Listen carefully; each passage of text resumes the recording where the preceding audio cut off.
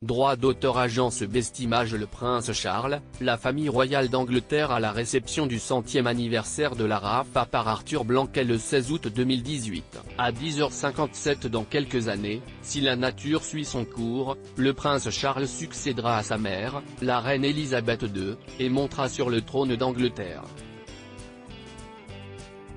Pour autant, le père des princes Harry et William se fera-t-il forcément appeler Charles III ? Rien n'est moins sûr, comme l'explique Dicky Arbité, porte-parole de la reine jusqu'à la fin des années 1990, au magazine britannique People. Il est tout à fait possible qu'il choisisse un de ses autres noms, Philippe, Arthur ou George. Ce n'est pas commun mais ce n'est inhabituel. Son grand-père, le roi George VI, s'appelait Albert Frédéric Arthur George, mais il a choisi George en l'honneur de son défunt père.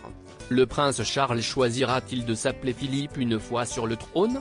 Peu de chance. Ce prénom n'a jamais été porté par un roi d'Angleterre. Arthur, beaucoup trop attaché à la table ronde et à ses histoires fantastiques, reste donc George.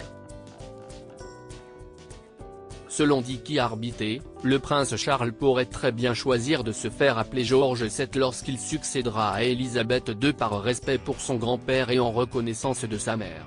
Toutefois, il pourrait également opter pour Charles III, même si ce prénom a un passif dans l'histoire du trône britannique. Charles Ier a été exécuté en 1649 après une guerre civile. Quant à Charles II, son fils,